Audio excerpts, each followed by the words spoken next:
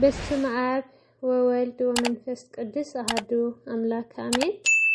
ሰላም ናይ ዓለም ዩቲዩብ ቻናል ተከታተልተይ ክብራት ኣሕዋተይ ከመይ ፀኒሕኩም?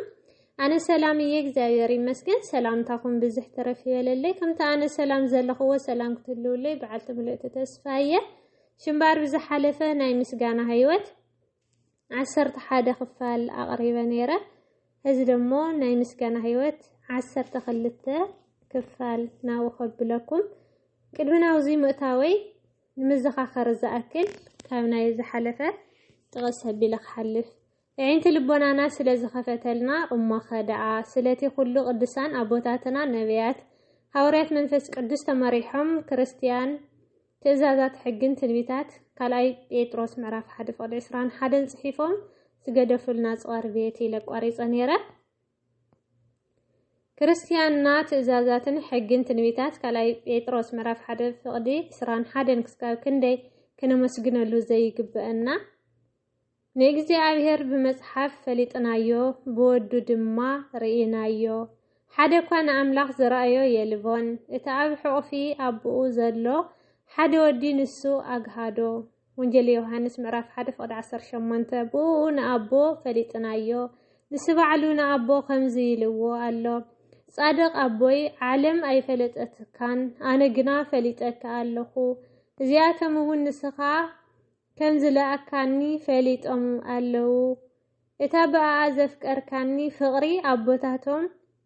ምእንቲ ክትከውን ኣነ እውን ኣቦታቶም ስምካ ኣፍሊጠዮም ኣለኹ ክፈልጥዎ እውን እዩ። ወንጌል ዮሐንስ ምዕራፍ 17:25-26 ንዑን መንገዱን ንኽንፈልጦ ዝሃበና ጎይታ ብሩኽ እዩ። ትእዛዛቱን ትምህርቱን ከምኡውን እቲ ብግዲ ክኸውን ዘለዎ ነገራትን ንኽንፈልጥ ስለ ዝሃበና ሓሳብ ናይ ሰማያውን መላእክቲ ስነ መለኮትን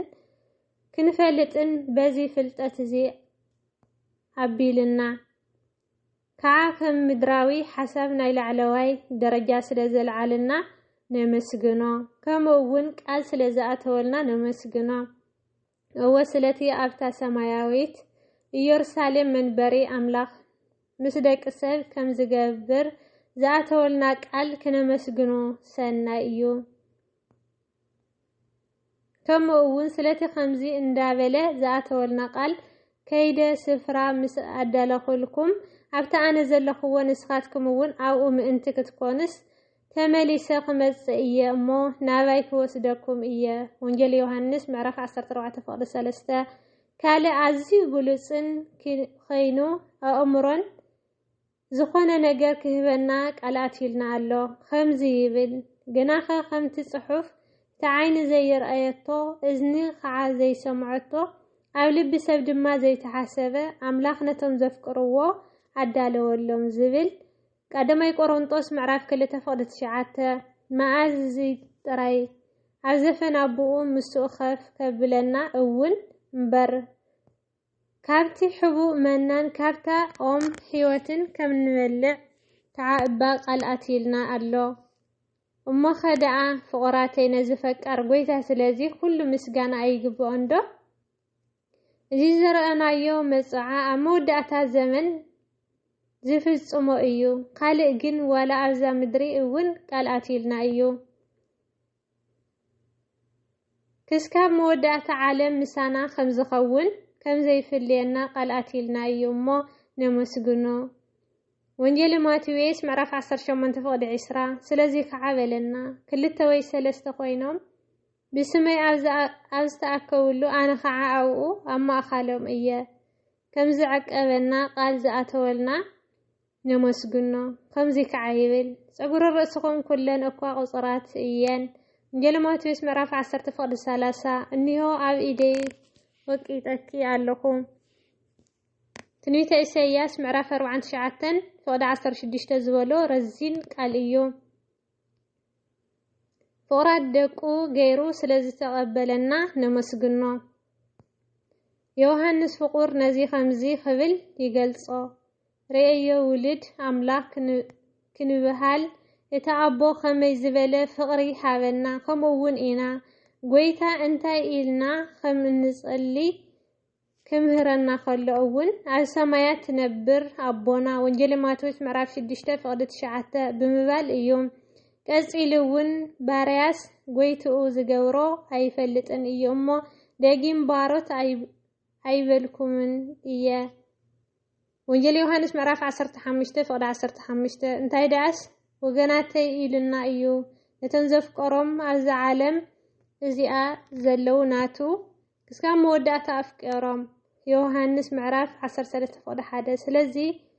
نمسجنو خالق نمسجنلو زقبأنا مخنيات أمونغونا زلو محزنت بوندن جانفرن بأكلات رأسن بمرعة مرعون مسيلنا أيو دما بلا اتقوندي وين أنا إيا جانفر خعان سخاتكم إيخم بجيكي حنت أقواك تقورو أي تخؤلن إيخم أمو إتعابي زيصنع أناون أو نسو أي بزح فرزة فري وانجيل يوحنس معرف 15 فقد 5 قدس باولس بزعوقو مس بيت خرستيان أزاميدو زبالو خعا نسا خعا سقو ناتي كله أو كلهم زمال ملأتو إياه إفيسان معرف 1 فقد 23 كم خعا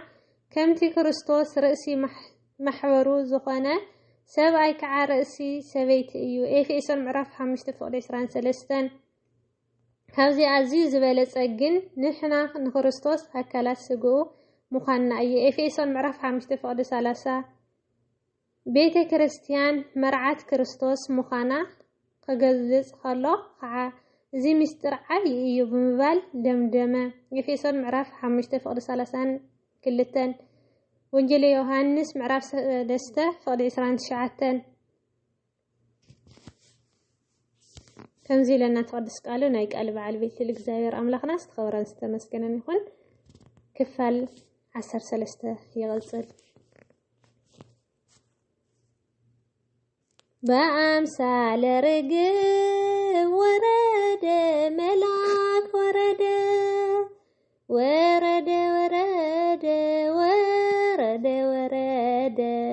رفايل ملاك ورد بأمثال رقب ورد ملاك ورد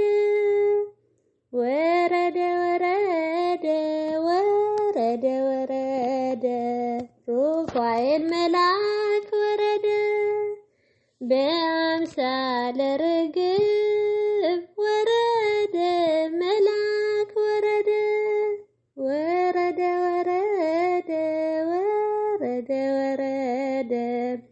رفايل ملاك ورد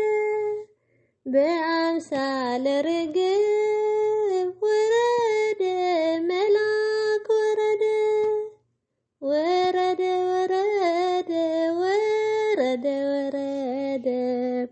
رفايل ملاك ورد آمين.